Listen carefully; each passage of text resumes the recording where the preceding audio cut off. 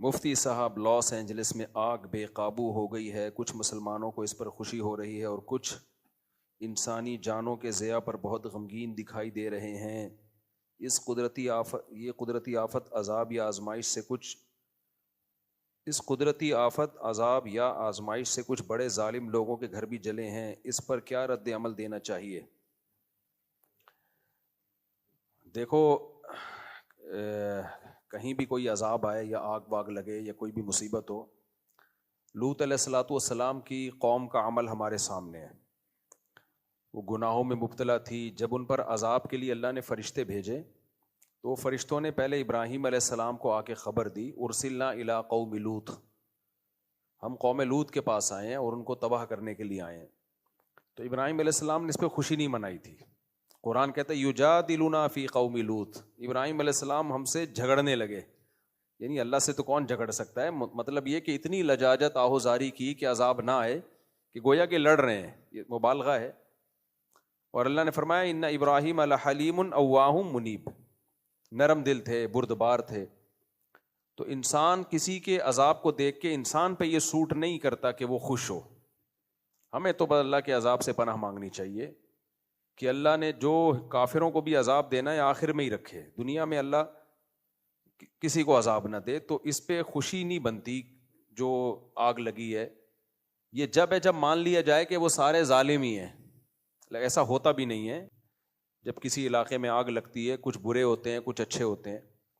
البتہ اتنی بات ضرور ہے کہ یہ عبرت کی بات ضرور ہے۔ غزہ میں جب آگ لگی ہے، جو روزانہ آگ لگ رہی ہے، روزانہ بم برسائے جا رہے ہیں جس میں معصوم بچے جل رہے ہیں، اس آگ پہ کوئی نہیں روتا۔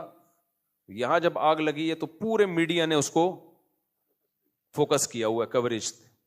تو ہم یہ نہیں کہہ رہے کہ اس آگ کو آپ کوریج نہ دیں، اس کو بجھانے کی کوشش نہ کریں۔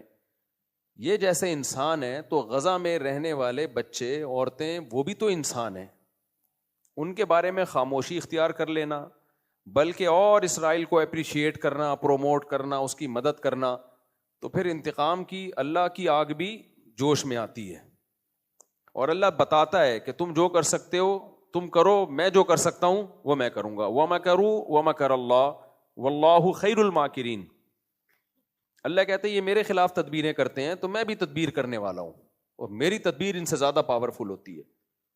تو ہم اس آگ پہ ہرگز خوش نہیں ہیں، اللہ اس آگ کو جلدی بجھا دے۔ بہت سے بے گناہ لوگ بھی ہوں گے اور بہت سے ظالم بھی ہوں گے، جیسے انہوں نے کہا کچھ ظالم صحافی جو ہے وہ اسرائیل کے اس عمل کو اپریشیٹ کرتے ہیں جو وہ غزہ میں جو کچھ کر رہا ہے، تو ان صحافیوں کے گھر بھی جلے ہیں۔ نہ چلتے اچھا تھا، ویسے ہی اللہ ان کو ہدایت دے دیتا۔ لیکن یہ عبرت کی بات بہرحال ہے کہ اللہ جو عرش پر ہے وہ لا تحسبن اللہ غافلا عما یعمل الظالمون، اللہ کہتے ہیں اللہ کو غافل مت سمجھو جو کچھ ظالم لوگ کر رہے ہیں۔ تو اس لیے دنیا کو دونوں آگوں کے خلاف آواز اٹھانی چاہیے، دونوں آگوں کو بجھانے کی کوشش کرنی چاہیے۔ لاس اینجلس میں جو آگ لگی ہے اس کو بھی بجھانے کی کوشش کریں، لیکن میرے بھائی جو غزہ میں آگ لگی ہوئی ہے نا، اس کو بھی بجھانے کی کوشش کرو، اور اس سے عبرت حاصل کرو کہ ایک آگ اللہ انسان لگاتا ہے اور کچھ آگیں اللہ بھی لگا لیتا ہے۔ ہم تو حیران ہو رہے ہیں، امریکہ جیسے ملک میں آگ لگ کیسے گئی؟